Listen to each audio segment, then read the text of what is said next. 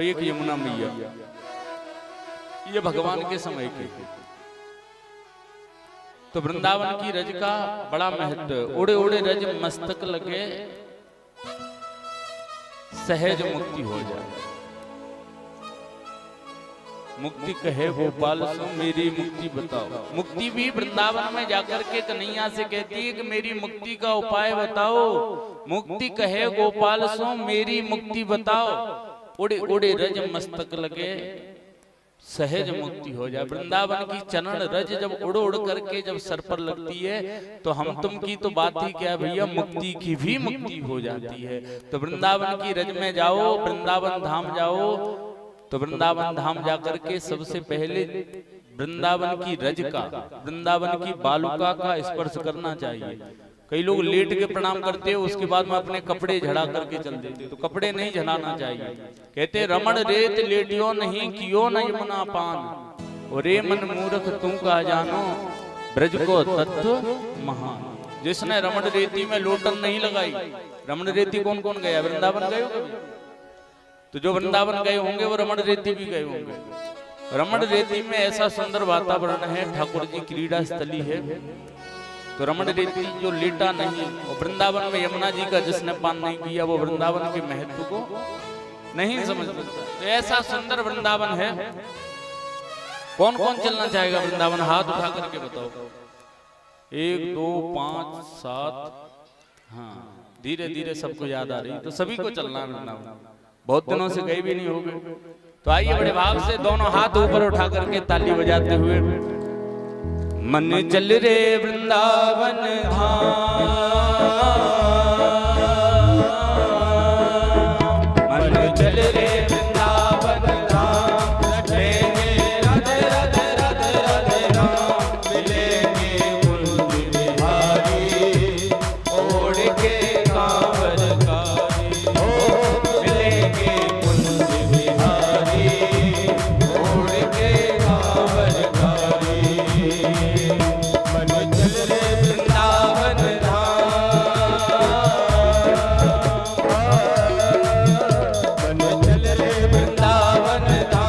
लखेंगे राधे राधे राधे राधे राम, मिलेंगे कुंज बिहारी ओढ़ के कांवर कारी। मिलेंगे कुंज बिहारी ओढ़ के कांवर कारी।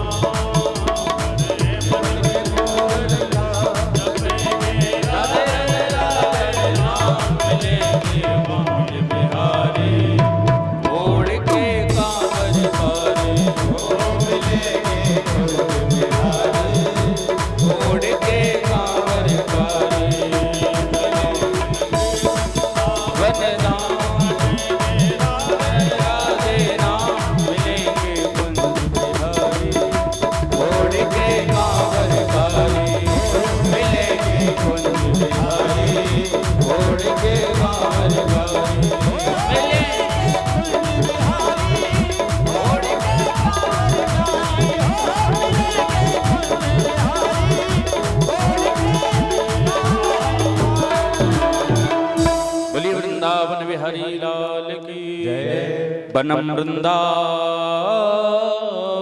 नाम पसव्यम नवकाननम गोप गोपी गवाम सेव्यम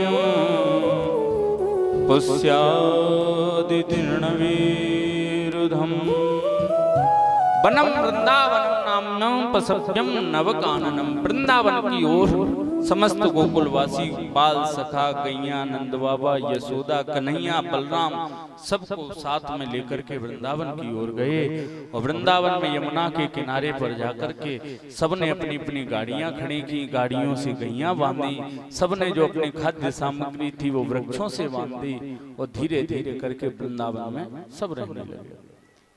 आगे चल करके समय व्यतीत होता गया और कुछ समय बाद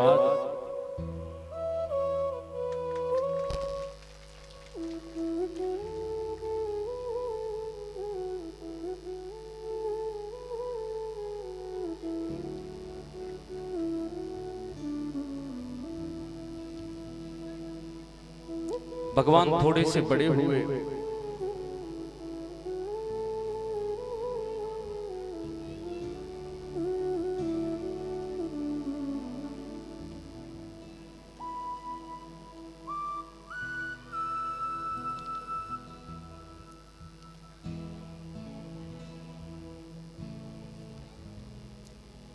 भगवान थोड़े से बड़े हुए कि बत्सासुर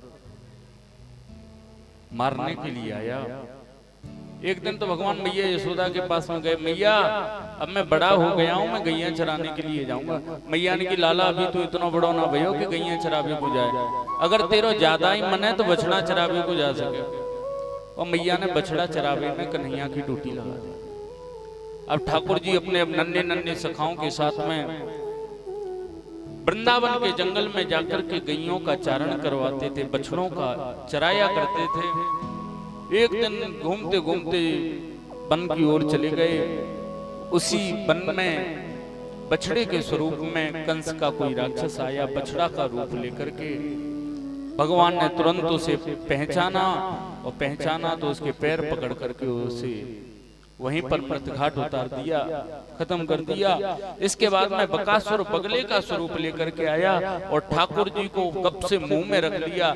ठाकुर जी ने कहा कि अच्छा भैया, और इतना शरीर फुलाया अंदर और उस प्रकार से उसे लगने लगा कि जैसे किसी के मुंह में जलते हुए अंगारे दे दिए जाएं।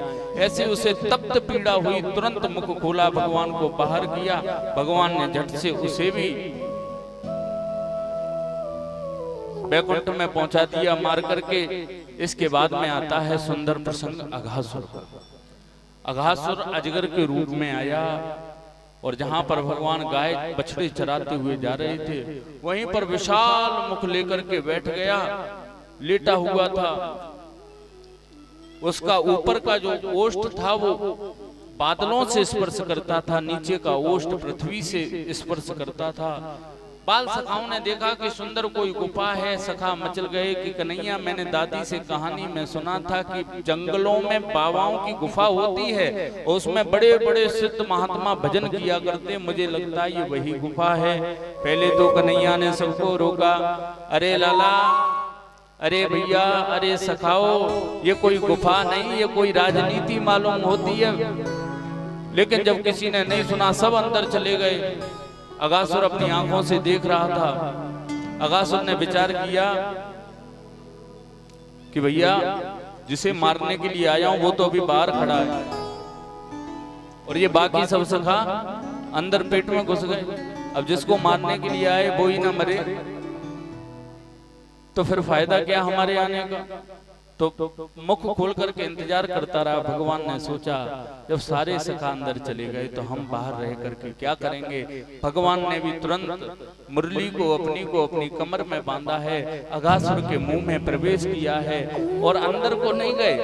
बाकी सब सखा अंदर को चले गए। उस सर्प के बड़े बड़े दांतों को देखा तो उसको कहा कि देखो भैया, जो अच्छी गुफाएं होती है ना तो उनमें जैसे अंदर को जाते हैं तो खुटिया लगी रहती है कि कोई भी महात्माओं से मिलने के लिए आए तो अपना सामान इन कीलों पे आकर के टांग दे। और उसकी जीभ पर जब पैर रखा तो गुदगुदी लगी। तो सखा कहने लगे भोले वाले से, सखा वृंदावन में भगवान के, तो कहने लगे ये डल्लभ के गद्दे हैं, बढ़िया जो गुफा होती है उसमें ऐसी सुविधाएं होती हैं। और अंदर को गए भगवान गले में ही बैठ गए, ना अंदर गए ना बाहर रहे। तुरंत झट से अगासुर ने अपना मुख बंद कर लिया। अडोर अड़ियान महतो महियान, जिस प्रकार से भगवान चींटी जितना बनना जानते हैं उसी प्रकार से भगवान हाथी जितना बनना भी जानते हैं। तुरंत अपनी महाराज अपने स्वरूप को अपनी शक्ति के माध्यम से अपने शरीर को फुलाना आरंभ किया। और इतना फुलाया कि अघासुर का मुख महाराज खुलते खुलते और एकदम से पूरा फट गया। जैसे ही फटा जितने भी सखा थे सब बेहोश थे। तुरंत भगवान ने अपनी मुरली का वादन किया और वो सारे सखा होश में आए। सबको भगवान पर भरोसा है, इतना प्रबल विश्वास है कि भगवान कहीं जाने की कह दे तो एक पल एक क्षण मात्र भी सखा सोचते नहीं है। भगवान की हाँ में हाँ और ना में ना। सब बाहर को निकल करके आए।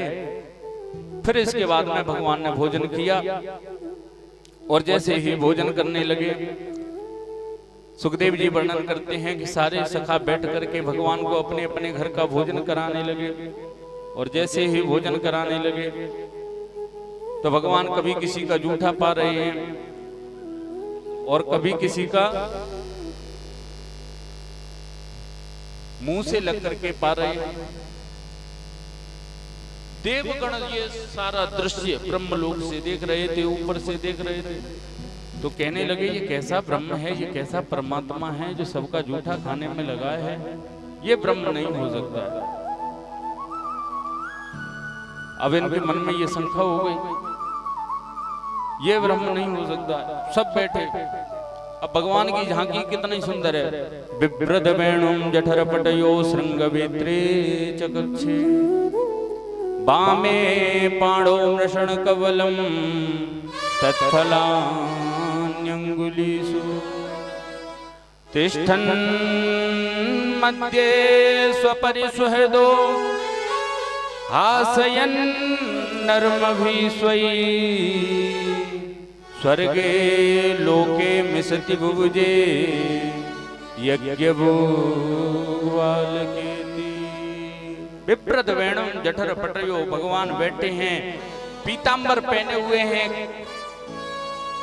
कमर में फेंट बंधी हुई है, एक तरफ श्रृंगी एक तरफ मुरली कसी हुई है और बाएं हाथ में भगवान के कड़ी चावल लगे हुए हैं और चारों तरफ से सखाओं ने घेर रखा है। सब अपने अपने घर का प्रसाद खिला रहे हैं। देख नहीं, हमारे घर में बाजरे की रोटी बनी, हमारे घर में गेहूं की, हमारे घर में चने की, हमारे यहाँ माखन मिश्री, हमारे यहाँ कड़ी चावल आदि आदि सब एक दूसरे को खिला रहे हैं। तो भगवान सबका जूठा खाने लगे। वैसा भी आता है कि मधुमंगल कुछ लेके नहीं आया, तो भगवान ने जिद कर ली कि मधुमंगल तेरे ही घर का खाना है। मधुमंगल ने कही जब है ही ना है तो कहां से खाएगा, मैं तो खुद तेरे घर को खाऊं। मेरे घर में तो ऐसी गरीबी है कि मेरे पिताजी पंडिताई करें, सवेरे जो मिल जाए तो सवेरे खा लें, शाम को जो मिल जाए शाम के खा लें, दूसरे दिन को भरोसा ना। ब्राह्मण है, संध्या बंदन करते हैं। भगवान ने कहा कुछ भी हो मुझे तेरे घर का खाना। अब तो जैसे सुना मेरे घर का खाना, खुशी के मारे महाराज उसकी खुशी की सीमा नहीं रही। दौड़ता दौड़ता घर आया। पिताजी तो थे नहीं, माताजी थी, लेटी थी। माताजी से कहा कि आज पता है कन्हैया ने समस्त सखाओं के बीच में मेरी इज्जत का कितना ऊंचा पद बिठाया है। क्या किया, मेरे घर का खाने को मांगा है। मैया प्रसन्न हो गई। मैया ने की लाला तो बताओ अपने घर में तो कुछ यही ना। एक कोने में मटकी पड़ी है, वहां में कड़ी पड़ी है, देख ले। जैसे ही मधुमंगल गयो महाराज, मटकी खोल करके देखा तो 8 दिन पुरानी कड़ी पड़ी थी। उसका मन खट्टा हो गया, उठा करके ले जाने लगा। दौड़ा दौड़ा चला जा रहा था। उसी जगह पे जैसे पहुंचने को हुआ, मन में विचार आया कि हमारा कन्हैया माखन मिश्री खाता है, अच्छे अच्छे व्यंजन खाता है, ये खट्टी कड़ी खाएगा तो बीमार हो जाएगा। अगर उसने देख लिया तो वो मानेगा नहीं, जिद्दी है, जरूर खाएगा। तो उस मधुमंगल ने एक झाड़ी के पीछे छुप करके महाराज मटकी को पीने लगा। अब जैसे गड़गड़ की आवाज आई, भगवान ने की ये कहां से आ रही है? देखा तो मधुमंगल पीछे से छुप करके मटकी में कड़ी पीने में लगा है। भगवान ने कहा अरे राम राम, या की मैया ने मेरे काजे भेजी कड़ी और ये खुद ही पीने लगो। तो भगवान झट से आए और देखी तो मटकी तब तक पूरी खाली, पूरी पी गई। अब जल्दी जल्दी पी रहे थे तो मुंह से कड़ी लग गई। तो भगवान ने कही कि मेरी तो प्रतिज्ञा है कि आज तेरे घर को ही वो खाना, तो क्या करें? तो भगवान ने अपनी जीभ निकाली और जीभ निकाल करके मधुमंगल के मुंह से जो कड़ी लगी थी उसे चाटा। बंसी वाला है, जिस पर रीझता है पूरा ही रीझ जाता है, उसके अवगुणों को भुला देता है। ये दृश्य देवलोक से देवता देख रहे थे। ब्रह्मा जी ने कहा कि ये वही ब्रह्म है। जब देवकी वसुदेव कारागृह में थे तो मैं स्तुति करने के लिए गया था, क्या ये वही है? ये वो नहीं हो सकता, ये ब्रह्म दूसरे का जूठा खा रहा है।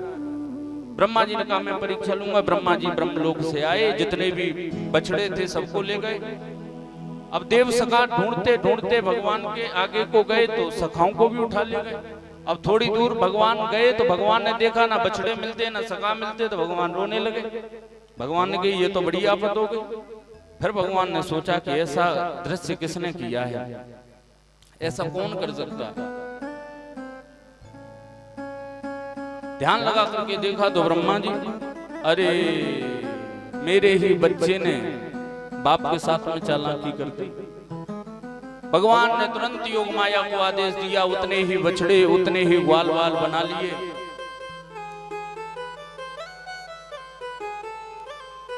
और वो गाय के जो बछड़े थे, जब गाय का स्तनपान करते थे तो गाय उनसे पहले से ज्यादा प्रेम करती थी। ये बात बलराम जी को भी नहीं पता था कि जो असली बछड़े वो ब्रह्मलोक में ब्रह्मसैया पर लेटे हुए हैं, ये नकली बछड़े हैं। अच्छा, गाय बछड़ों का पान क्यों कर रही है? बछड़े भगवान के स्वरूप में गाय के स्तनों का पान क्यों कर रहे हैं? इसका भी एक मतलब है। जिस समय मैया यशोदा गौशाला में जाया करती थी, और कन्हैया घुटमन चल करके माँ की गोद में बैठ करके स्तनपान किया करते थे, तब गैया मैया अपनी टेढ़ी निगाह से यशोदा मैया को देखती थी और सोचती थी क्या कभी ऐसा हमारा भी सौभाग्य होगा कि कन्हैया हमारा भी आकर के दूध पी में। तो भगवान ने टेढ़ी नजर से देखते हुए कहा कि मैया चिंता क्यों करती हो, तुम्हारा भी जो भाव है वो भी हम पूरा करेंगे। इसलिए ठाकुर जी बछड़े के रूप में गैया का स्तनपान कर रहे हैं। अब गैया बड़े प्रेम से, ऐसे ही ब्रज की जो गोपियां थी उनका भी भाव था। एक साल बाद बछड़ों ने, बछड़े आए, ग्वालों ने आकर के घर में बात बताई, पता है मैया कल अगासुर को कन्हैया ने ऐसे मार दिया, जबकि अगासुर मर गया था 1 साल पहले।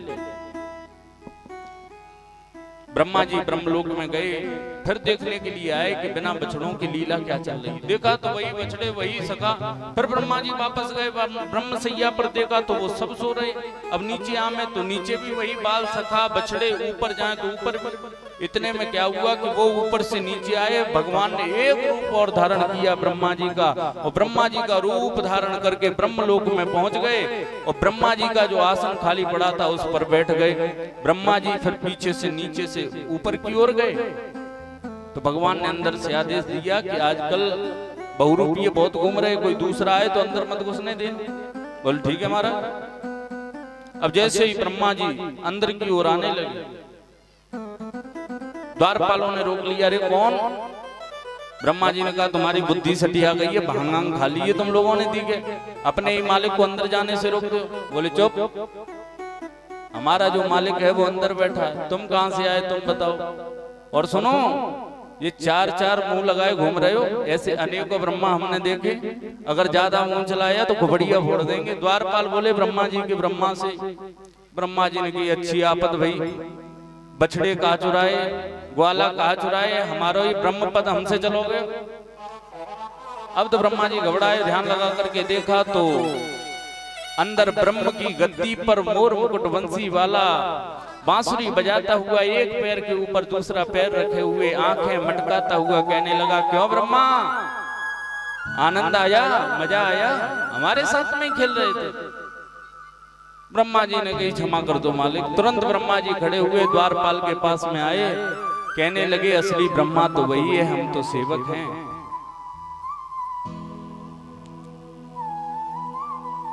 द्वारपालों ने अंदर से पूछ करके अनुमति दी, ब्रह्मा जी को अंदर ले गए और ब्रह्मा जी को जैसे ही अंदर ले गए पहुंचे, ब्रह्मा जी भयभीत हो गए, डर गए। अनेकों स्तोत्रों में भगवान की स्तुति की। नौमीड्यते ब्रवपुसे तडिदंबराय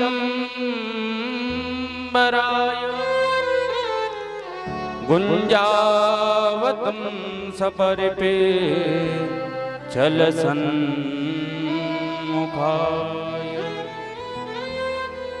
वन्यस्रजे कवलवे त्रविषाडवेणु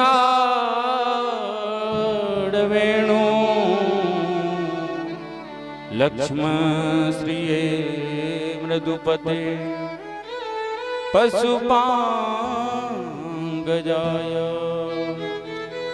नौमीड्यते ब्रवपुसे तडिदंबराय। हे नारायण, सत्ता आप ही की है, आप ही के द्वारा हमारा निर्माण हुआ है। समस्त सृष्टि का पालन संहार उत्पत्ति करने की आप में सामर्थ्य है, आप सब कुछ करने में सामर्थ्यवान हैं। अनेकों स्तोत्रों में भगवान की स्तुति की, भगवान कुछ बोले नहीं। अंत में ब्रह्मा जी ने कहा कि प्रभु हम समझ नहीं पाए वृंदावन की महिमा, ब्रज ग्वालों की महिमा, आपकी महिमा को नहीं समझ पाए। हाथ जोड़ करके खड़े हो गए, कर जोड़े ब्रह्मा खड़े और सुनहु नंद केला, देहु ब्रह्म पद और हम करो ब्रज ग्वाल। कर जोड़े ब्रह्मा खड़े, हाथ जोड़ करके खड़े हो गए, महाराज माफ कर दो और सुनो, आज से ये ब्रह्म पद भी मुझे नहीं चाहिए, तो देव ब्रह्म पद और किसी और को दे दो, मुझे नहीं चाहिए। तो क्या चाहिए तुम्हें? हम करो ब्रज ग्वाल, हमें भी वृंदावन धाम में किसी ग्वाला का स्वरूप दे करके महाराज गैया चराने की सेवा दे दो, बछड़ा चराने की सेवा दे दो, भिखारी बना दो, लेकिन वृंदावन में रख लो। वृंदावन धाम ऐसा धाम है जहां पर आने के लिए देवता भी तरसते हैं। 40 श्लोकों में स्तुति की, भगवान कुछ नहीं बोले। अंत में भगवान समस्त गोप सखाओं को लेकर के ब्रह्मा जी के अभिमान को तोड़ा और फिर इसके बाद में भगवान वृंदावन में आए और वृंदावन में जैसे ही नीचे की तरफ आए,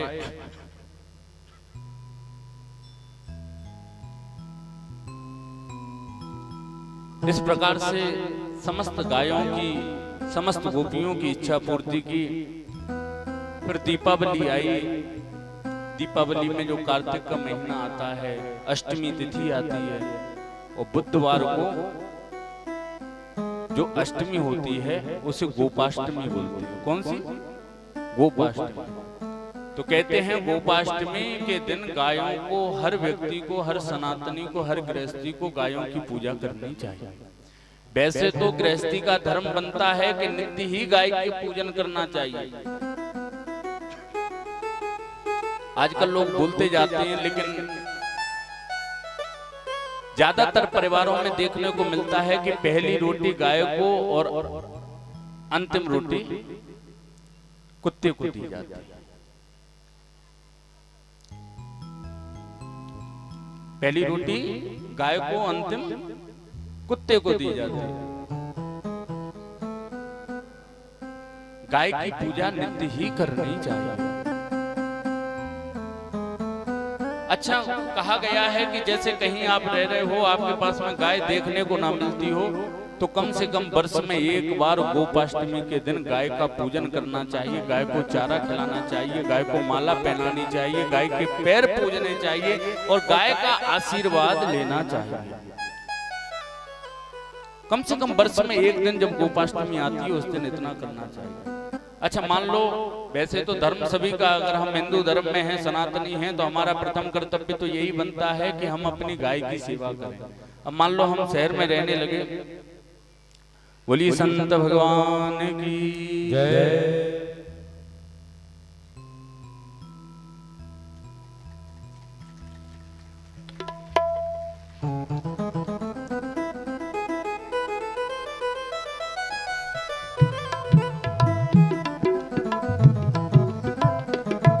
कृष्ण कन्हैया लाल की जय। तो प्रथम कर्तव्य तो हमारा यही बनता है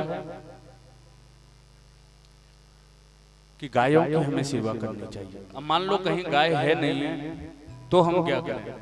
तो जिस प्रकार से हम बच्चे गोद लेते हैं उसी प्रकार से गाय भी गोद ले लेते हैं। तो जहां पर भी गौशाला हो, आप ज्यादा ना कर सके, अपनी सामर्थ्य के अनुसार गौशाला में गाय के लिए चारा दे करके आवे, और इतना भी ना हो तो महीने में जितनी बार दे सके उतनी बार दे। वैसे तो कहते हैं कि एक गाय वर्ष में जितना खाद्य अन्न खाती हो, जितना भी चारा खाती हो, तो गोदान लेने वाले व्यक्ति को उतना धन गौशाला में जाकर के एक वर्ष का दे देना चाहिए। तो उसको भी संपूर्ण एक वर्ष का फल गाय सेवा का जो मिलता है वो मिल जाता है। कल हमने बताया था ना कि गाय की सेवा से सब कुछ प्राप्त हो जाता है। गाय में भाई 33 करोड़ देवी देवताओं का वास होता है, लक्ष्मी स्वरूपा है,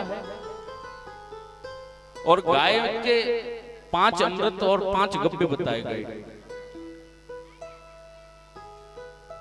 दध्या नीतम मया नीतम, दूध दही शहद शर्करा, गाय का घी, गाय का दूध, गाय का दही इत्यादि सारी चीजें मिलाकर के पंचामृत बनता है। और गाय का गोबर, गाय का मूत्र, गाय का दूध, गाय का दही इत्यादि मिलाकर के 5 पंचगव्य बनता है। तो जब भी यज्ञ इत्यादि अनुष्ठान शुभारंभ होते हैं उस समय सबसे पहले यजमान को पंचगव्य से स्नान कराया जाता है। कोई सा भी देवता की प्रतिष्ठा हो रही हो, पूजन हो रहा हो, उस समय सबसे पहले पंचामृत से स्नान कराते। तो गाय की सेवा हर सनातनी को करनी चाहिए। तो गोपाष्टमी के दिन भगवान ने गायों का पूजन किया, और गाय का पूजन करने के बाद में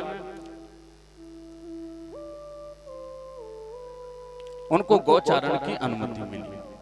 और गौ चराते चराते महाराज तालवन की ओर पहुंचे। तालवन में जैसे ही प्रवेश किया तो तालवन में एक धेनुकासुर नाम का राक्षस था। तो वो गधे के रूप में आया, और जैसे गधे के रूप में आया तो उसी समय बलराम जी ने उसे पकड़ा और पकड़ करके दे मारा, और उसी समय उसका उद्धार कर दिया। बोलिए बलराम जी महाराज की।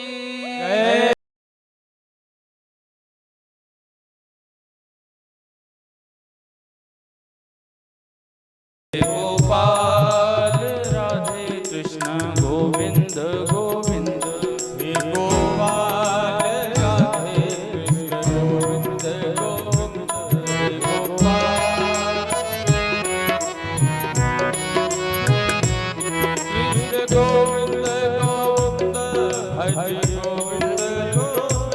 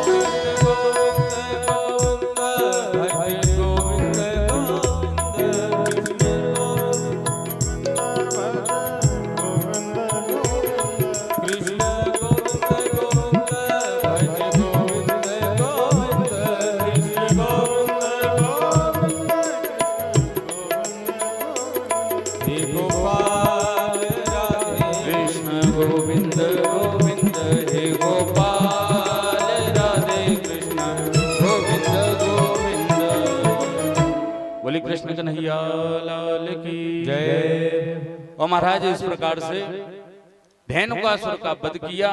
अब एक दिन महाराज जब धेनुकासुर का वध बलराम जी ने किया, अच्छा गधे के रूप में आया था, तो जैसे गधे के रूप में आने वाले धेनुकासुर का वध भगवान बलराम ने किया तो कन्हैया जोर जोर से हंसने लगे, अरे ताऊ भैया ने गधा मार दियो, गधा मार दियो।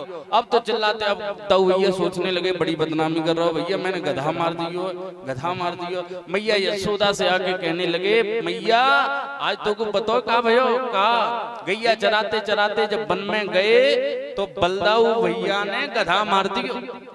अब तो बलदाऊ भैया सोचने लगे बड़ी बदनामी, भाई गधा मारने की बात हो रही है हमारी। बलदाऊ भैया ने कही, देखो मैया ये छोटो है और हमारी मजाक उड़ावे अपने छोटे छोटे सगन के संग में, कल से या की ड्यूटी अलग हमारी अलग, या के संग में हम ना जाएंगे, या की टीम अलग और हमारी अलग। मैया ने कही ठीक है भैया। अब कन्हैया तो इसी बात का इंतजार कर रहे थे, क्यों? क्योंकि आगे और भी तो लीला करनी है। आगे की लीला कौन सी है? वृंदावन में यमुना जी में रहते हैं भैया नाग देवता, क्या नाम है? कालिया नाग। अब भगवान बलराम भी उसी की बिरादरी के शेषावतार, अगर ये साथ में रहे तो उसका पक्ष लेंगे, इसीलिए पक्ष से विपक्ष तो बनाना ही था। ये दूसरी जगह जाएं तभी तो लीला संपन्न होगी, इसीलिए गधा गधा मार दिया, इसीलिए भगवान बलराम को अलग कर दिया। बोलो राधे राधे।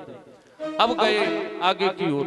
अब जैसे ही आगे की ओर गए सभी सखाओं को लेकर के कालिया वन, भगवान ने कहा कि गेंद खेलेंगे, सखाओं ने कहा कालिया वन पे नहीं, कालीदेव पे नहीं खेलेंगे। क्यों? एक सखा बोलो लाला तो को ना पता, हमारे पिताजी और माताजी दोनों ने मिलकर के 100 एकादशी व्रत किए तब जाके हमारा जन्म भयो। वो कालीदेव पे ना जाएंगे, वहां पे कालिया नाग रहे, कहीं मर गए तो। दूसरा बोला हाँ भैया तो ना पतो मेरो जन्म कैसे भयो, हमारे दादाजी परदादाजी ने 4 धाम की यात्रा करी तब जाकर के देवतन की कृपा से मेरो जन्म भयो, कालीदेव पे ना जाएंगे। भगवान ने की अरे बाप रे, कालीदेव पे गेम खेलने जाएंगे, कालीदेव में अंदर थोड़ी ना जाएंगे। हाँ तब बात ठीक है, तब चलेंगे। अब सबरे सखा तैयार हो गए और कालीदेव की ओर चल दिए। और जैसे ही आगे की ओर जा रहे थे मदमंगल श्रीधामा सब मिलकर के भगवान के साथ में चल दिए और भगवान भी चलते चले जा रहे हैं। अब जैसे ही कालीदेव के निकट पहुंचे, भगवान चलते चले जा रहे हैं और कालीदेव के जैसे ही निकट पहुंचे तो कालीदेव पर के अब जो आयोजन बनाया था गेंद खेलने का, तो गेंद ले ली, रेशम के पट्ट की गेंद ले ली, चंदन का बदला ले लिया, सब कुछ लेकर के कालीदेव के निकट पहुंचे। ब्रज के संत गाते हैं कालीदेव पे खेलने आयो रे मेरो बारो सो कन्हैया, कालीदेव पे खेलने आयो रे मेरो बारो सो कन्हैया, मेरो बारो सो कन्हैया, मेरो छोटो सो कन्हैया, मेरो बारो सो कन्हैया, मेरो छोटो सो कन्हैया, कालीदेव पे खेलने आयो रे मेरो बारो सो कन्हैया, कालीदेव पे खेलने आयो रे मेरो बारो सो कन्हैया। जय हो श्री राधे।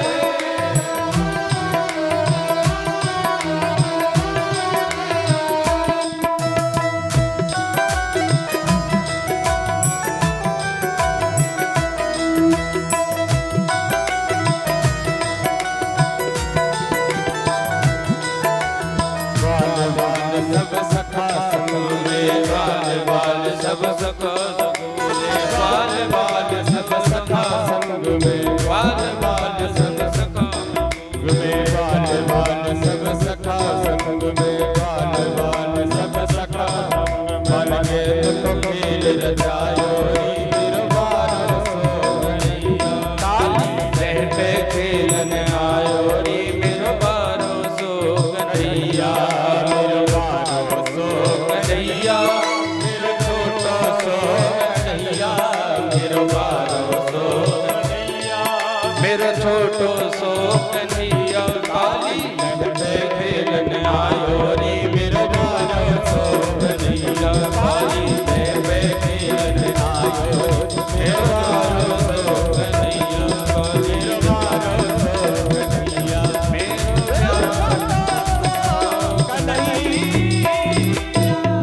बोलिए नंद नंदन भगवान की जय।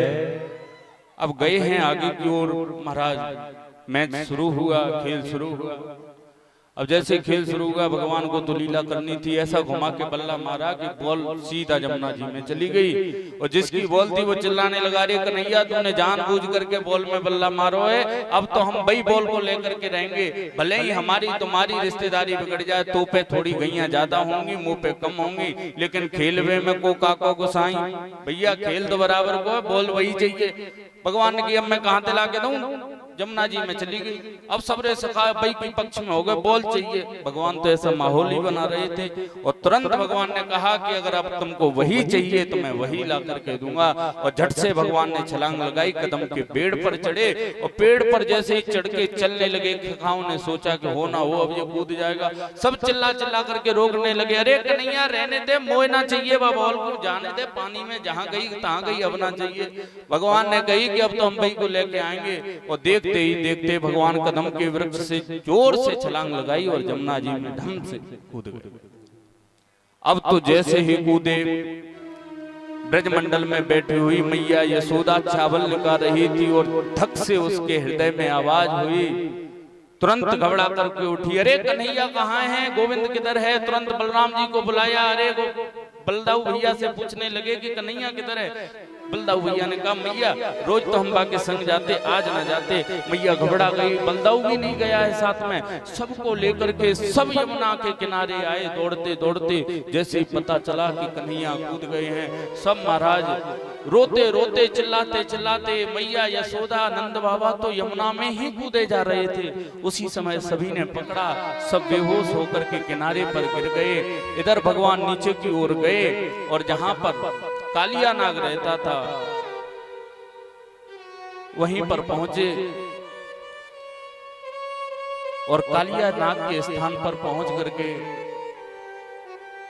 कालिया नाग ने देखा कि मेरे जल में आवाज कैसी आ रही है, यहां तो कोई आ नहीं सकता है, मेरे जहर का इतना प्रताप है। जमुना जी के ऊपर से भी यदि कोई पक्षी उड़ करके निकल जाता था तो उसके जहर के कारण उसी समय मर जाता था। कोई गाय पानी पी ले तो उसी समय मर जाती था। भगवान ने कहा कैसे भी ब्रज का उद्धार तो करना है, और जब तक कालिया को नहीं मारेंगे तो ब्रज का उद्धार कैसे होगा? वृंदावन में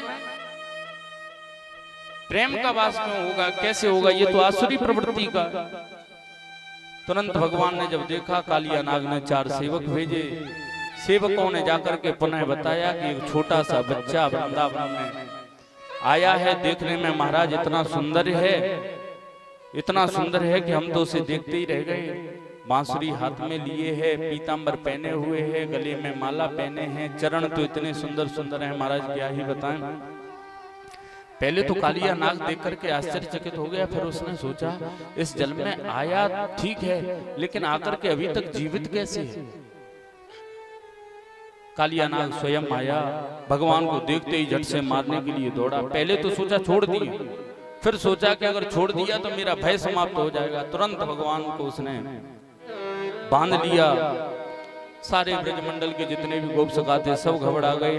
आबाल वृद्ध वनिता सर्वेंग पशुवृत्तया निर्जग मुर्गोकुला दीना कृष्ण दर्शन लालसा।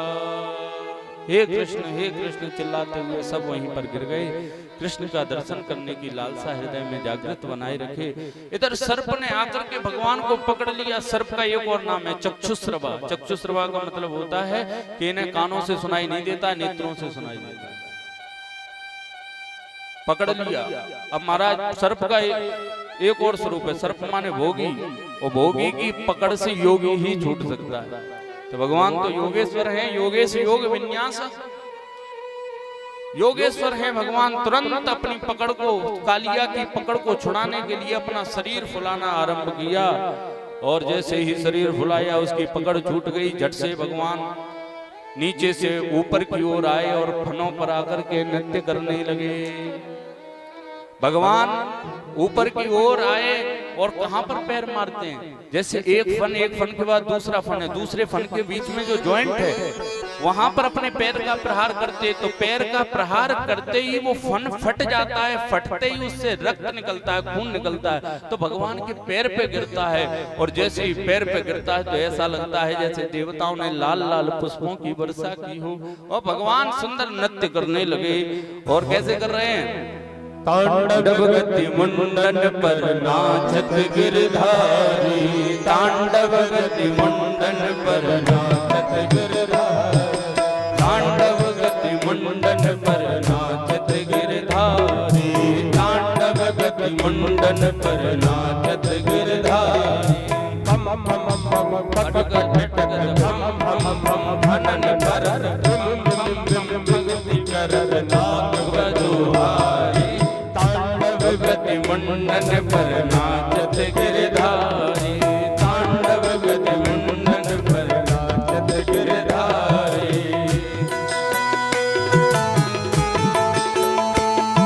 श्री राधे, ताली बजाते हुए कब तक इन हाथों को बांधे रहोगे? खोल करके भाग से ताली बजाओ।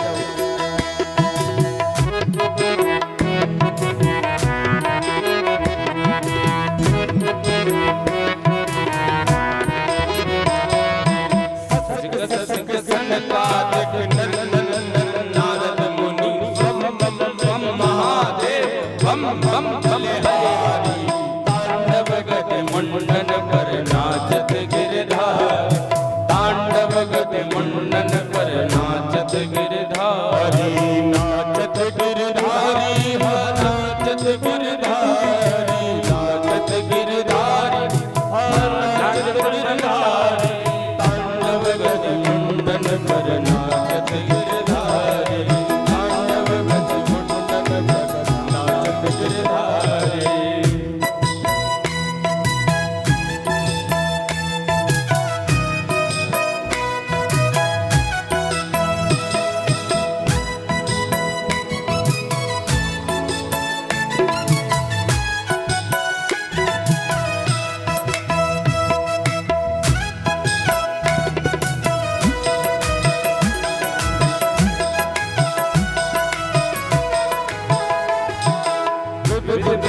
विद्याधर धन धन देव सकल, विद्याधर धन धन देव सकल, गंग गंग गंग गुनि गंधर्व नाचत देतारी, गंग गंग गंग गुनि गंधर्व नाचत देतारी, तांडव गति मुंडन पे नाचत गिरधारी, तांडव गति मुंडन पे नाचत गिरधारी, नाचत बलिहारी, नाचत बलिहारी, नाचत बलिहारी, नाचत बलिहारी, तांडव गति मुंडन पर नाचत गिरधारी, तांडव गति मुंडन पर नाचत गिरधारी। बोली नंद के लाला की जय।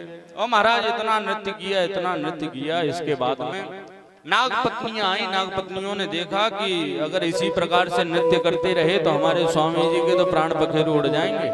2-4 बार इन्होंने अपने पैर का प्रहार किया ऐसे ही, तो प्राण चले जाएंगे। तो आकर के स्तुति करने लगी। न्यायो हि दंडः कृतकिल विशेषमी,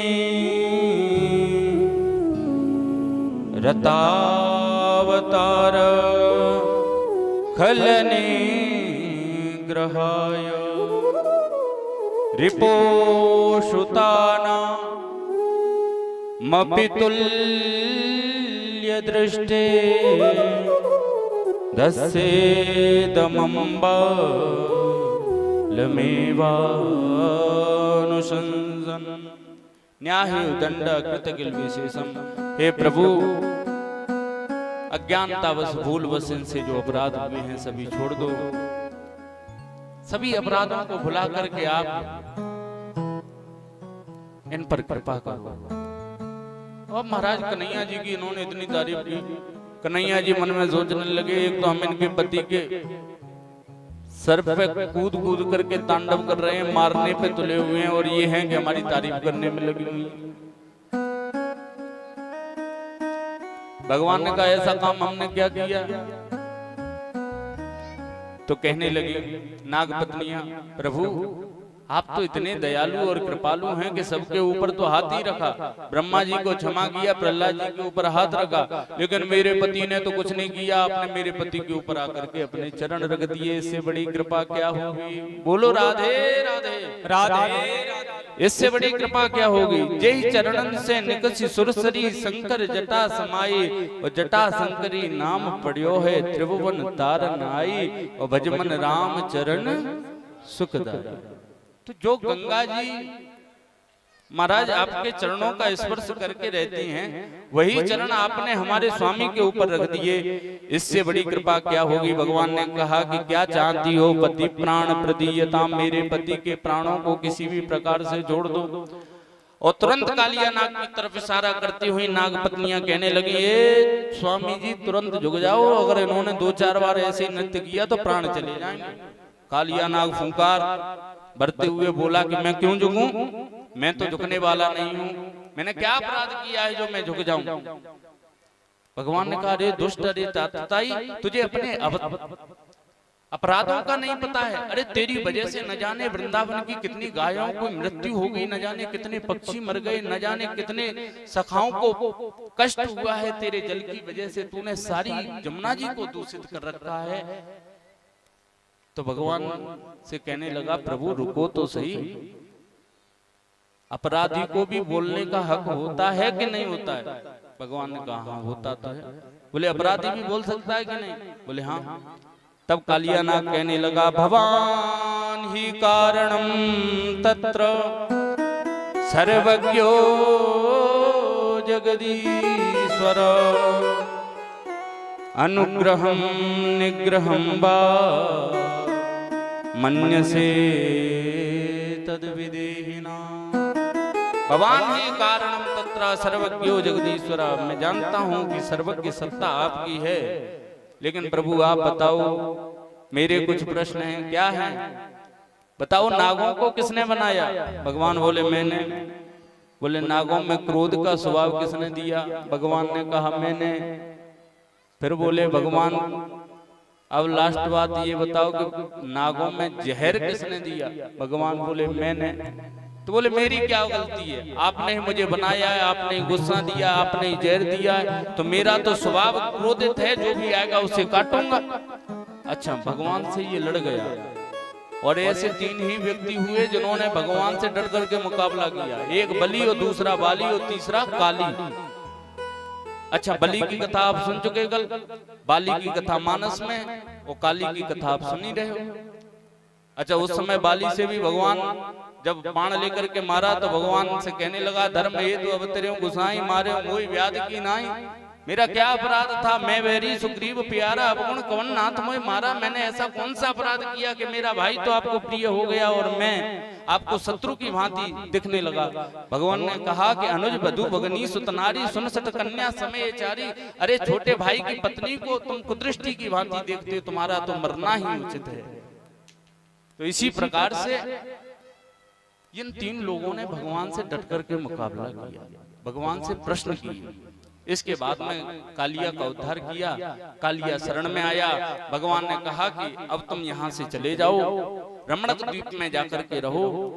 कहने लगे कि वहां पर आपका जो वाहन है गरुण, वो नहीं छोड़ता, वो मारने के लिए आ जाता। भगवान ने कहा कि जिस पर हमारे चरणों की मोहर लग गई, उसे इस संसार में कोई भी भय नहीं होना चाहिए, कोई भी नहीं सताएगा। अब तुम जाकर के निर्भीक रहो। कालियावन तुरंत अपने भगवान को फन पर बिठा करके ऊपर छोड़ने आया। इसके बाद समस्त सेना पत्नियों को लेकर के रमणक द्वीप में चला गया। बोलिए कालिया मर्दन भगवान की जय।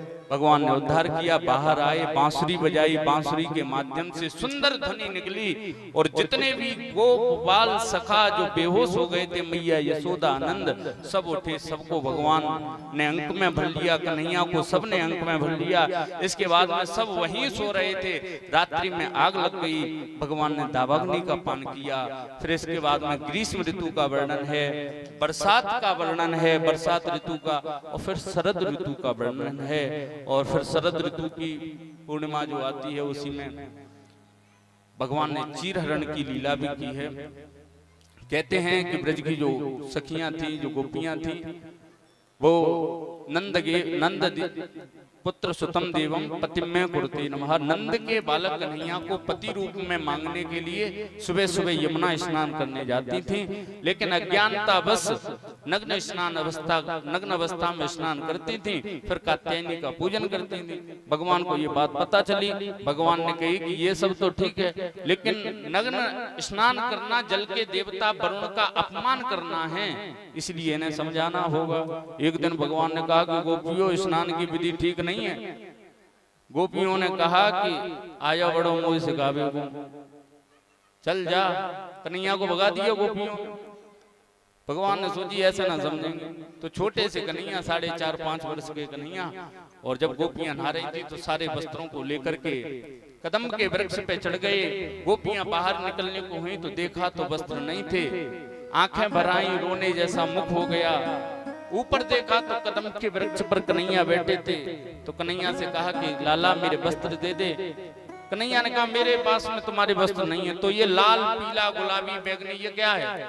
बोले ये तो हमारे कदम के फूल हैं। गोपियों ने कहा अच्छा तेरे कदम के फूल ऐसे? बोले हाँ, मेरा कदम तो दुनिया से निराला है, अलग अलग रंग के फूल लगते।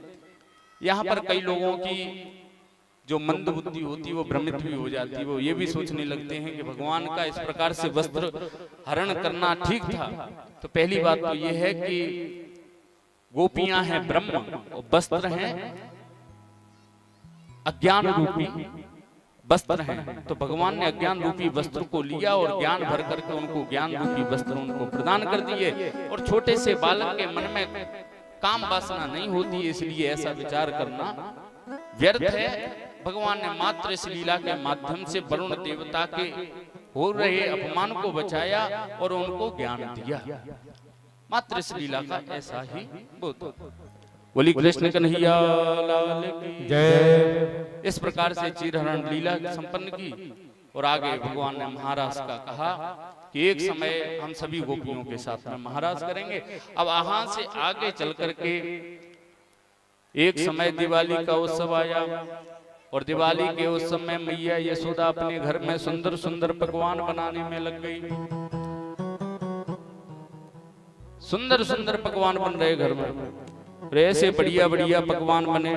भगवान भी सोचने लगे कि घर में इतने बढ़िया बढ़िया पकवान बन रहे। एक दिन कन्हैया आए और कन्हैया ने आकर के कहा बाबा घर में बढ़िया बढ़िया पकवान बन रहे।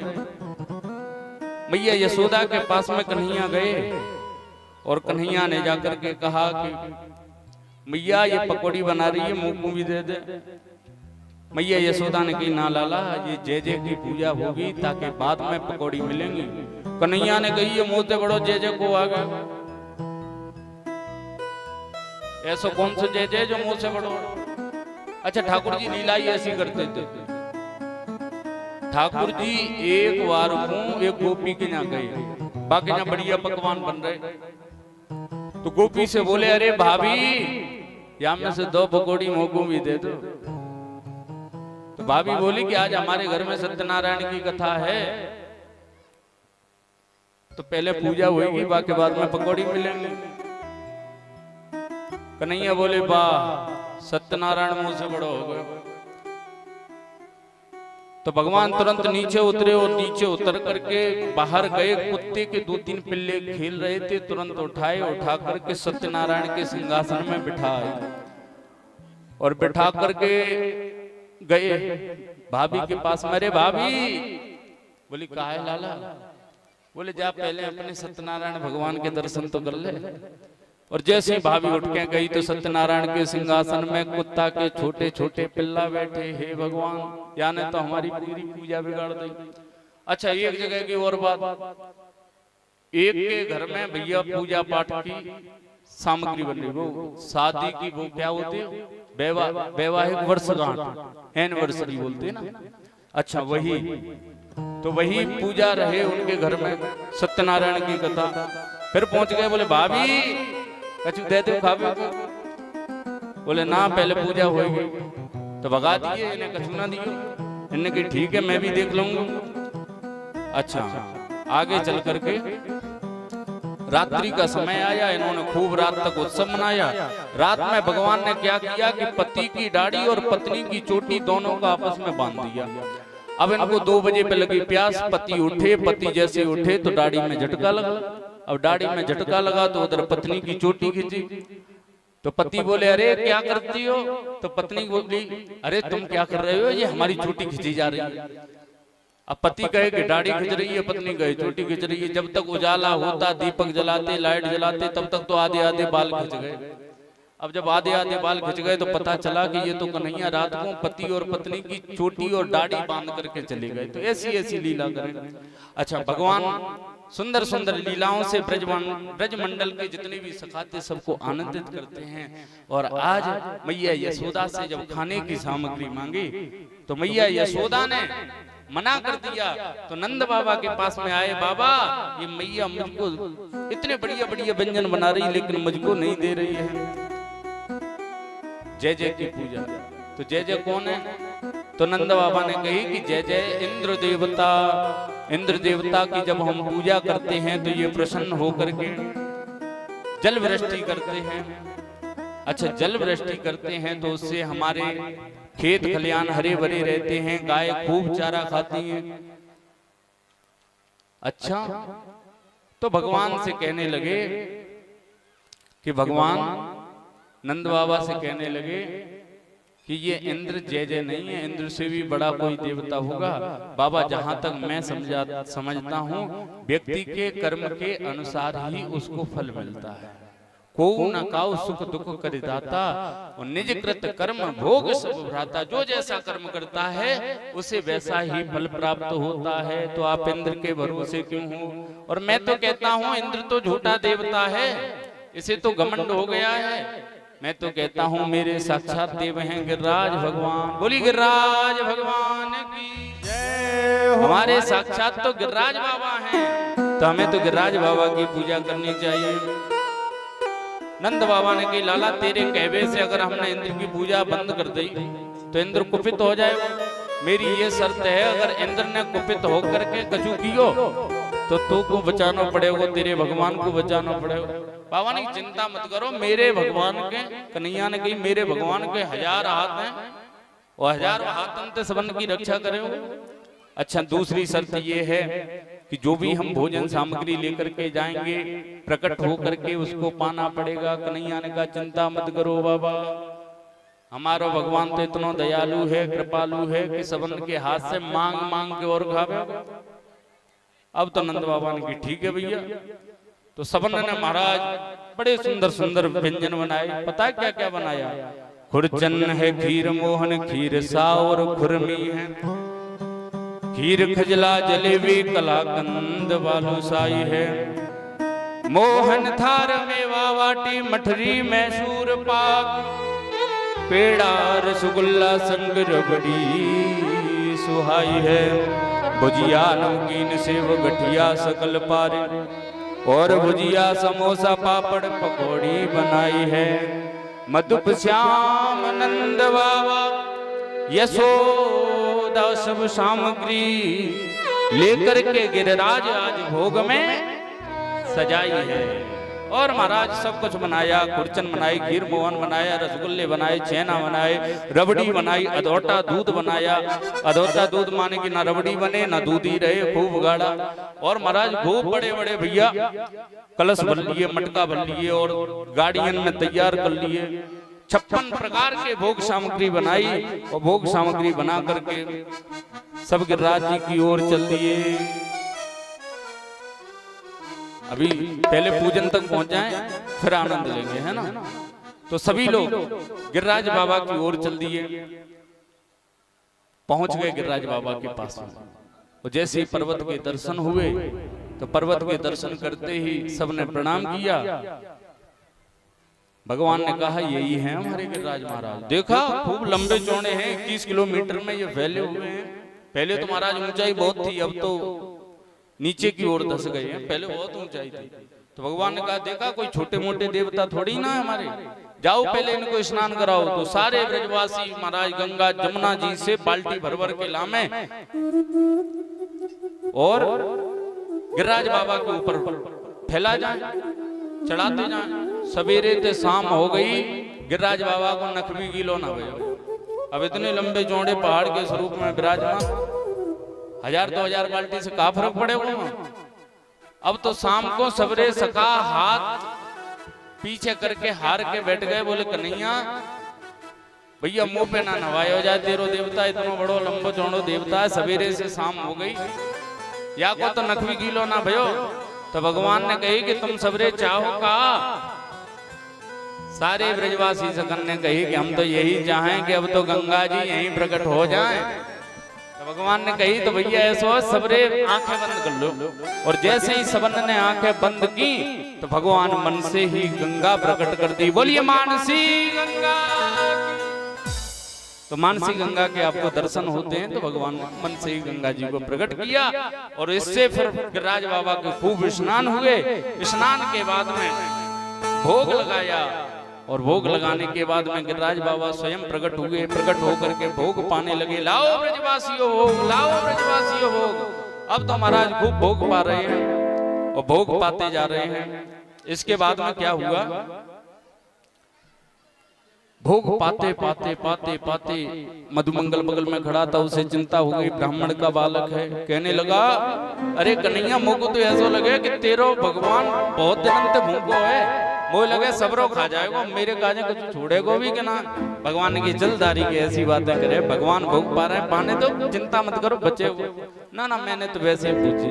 अच्छा ठीक है।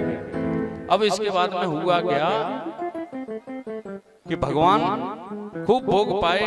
भोग पाकर के ब्रजवासियों को खूब आशीर्वाद दिया। भगवान अंतर ध्यान हुए। मैया यशोदा से कन्हैया ने कही कि मैया अब तो एक ही चीज और रह गई है, सोई हमारे बाबा की, हमारे भगवान की, हमारे ठाकुर की पूजा पूरी हो जाएगी।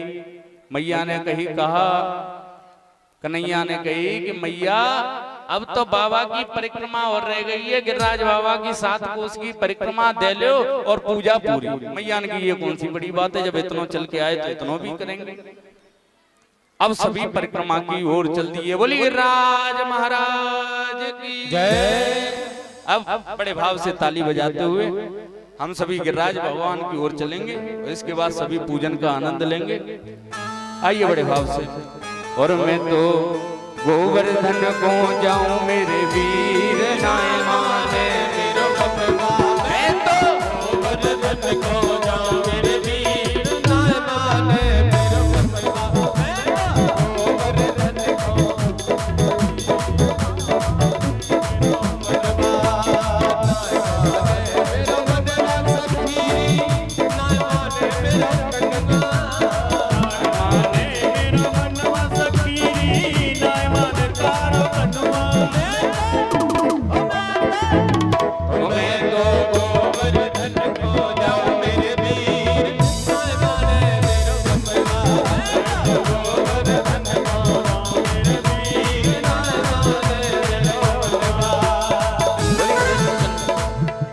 बोली गिरिराज महाराज की जय। पहले मैं आग्रह करूंगा हमारे श्रीमान परीक्षित जी, यज्ञपति जी, वो आकर के पहले गिरिराज बाबा का पूजन करेंगे। और जिसे भी भैया नृत्य करना है वो इस तरफ आ जाएंगे, वो नाचते जाएंगे। और जितनी भी माताएं बहनें गिरिराज बाबा के लिए भोग सामग्री लेकर के आई हैं वो भैया खड़े होने देते जाएंगे। और जिन्हें जिन्हें गिरिराज बाबा का पूजन करना सभी माता पूजन करेंगे, जितने भी भाई बंधु बैठे हैं। क्योंकि गिरिराज बाबा तो भागवत में जब उपस्थित होते हैं तो साक्षात गिरिराज ही बाबा प्रकट होते हैं और सबकी मनोकामना पूर्ण करते हैं। तो सभी पूजन करते जाएंगे। पहले हमारे यज्ञपति परीक्षित जी और इसके बाद में सारे लोग पूजन करेंगे। और जिसे नृत्य करना है वो इस तरफ आ जाए और बड़े भाव के साथ में दोनों हाथ उठा करके ताली बजाते हुए श्री राधे।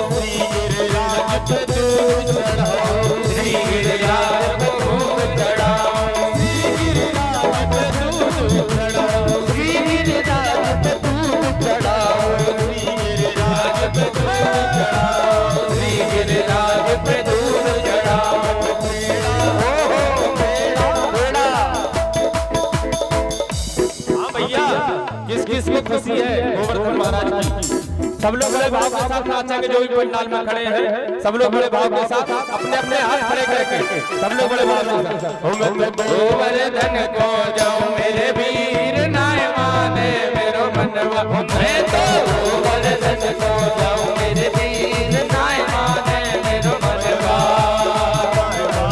मेरो मनवा सखी नाय माने मेरो मनवा, नाय माने मेरो मनवा सखी नाय माने मेरो मनवा, मैं तो गोवर्धन को जाऊं मेरे वीर नाय माने मेरो मनवा, मैं तो गोवर्धन को जाऊं मेरे वीर नाय माने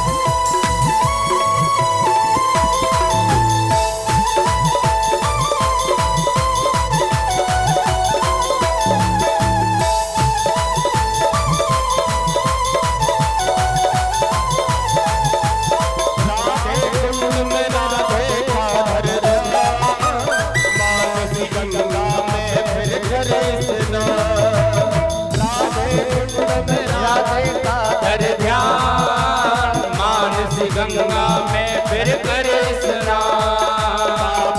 होगी जब आत्मा मिल जाएंगे परमात्मा, पावन होगी जब आत्मा मिल जाएंगे परमात्मा। घोल के देही में अमृत घोल के देंगे परिक्रमा डोल के।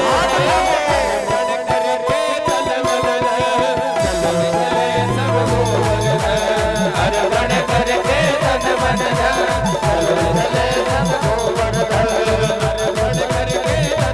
धन चलो चले सब गोवर्धन। अर्पण करके तन मन धन चलो चले सब गोवर्धन।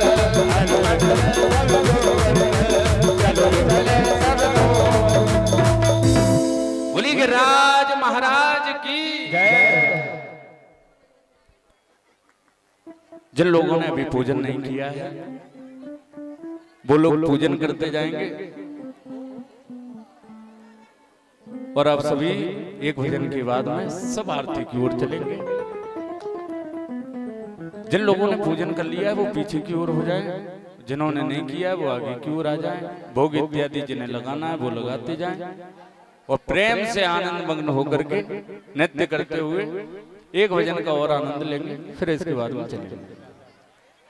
हो गोवर्धन गिरधारी जी, हो गोवर्धन गिरधारी जी, सुध लेना हमारी।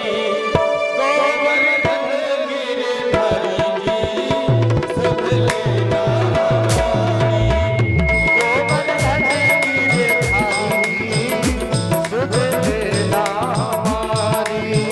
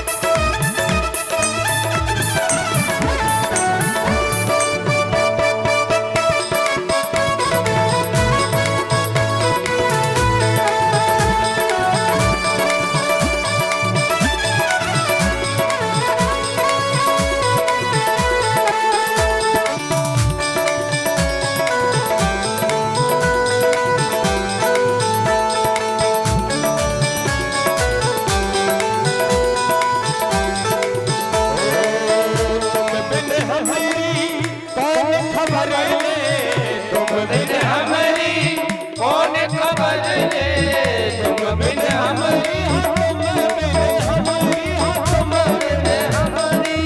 तुम बिन हमारी कौन खबर ले, तुम बिन हमारी कौन खबर ले।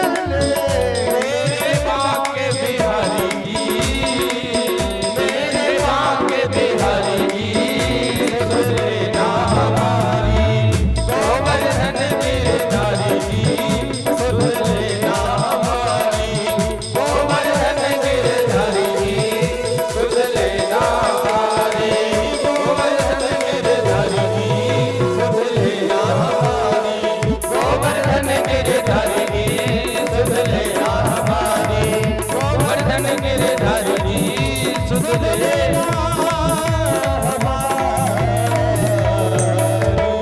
बोली राधा गोविंद भगवान की गिरिराज धरण की, मानसी गंगा की, दक्षिणी माता की, संत भगवान की, श्रोता समुदाय की जय जय श्री राधे श्याम। कल की बहुत सुंदर कथा है। कल कथा के मध्य में आप सभी भगवान के विवाह का दर्शन आनंद करेंगे। आइए सभी अपने स्थान पर खड़े हो जाएं। इसके पहले कुछ दानदाताओं की सूची हम सभी श्रवण करेंगे, फिर आरती होगी। राधे राधे। 500 रुपए चंद्र प्रकाश यादव, सिसियाट जसवंत नगर यूपी। 500 रुपए ओमकार यादव कुआबारे रमा। 100 रुपए जयप्रकाश एतहार। 500 रुपए जगदीश सिंह यादव राउत थरी रमा। 200 रुपए सोनवीर यादव रामपुरा।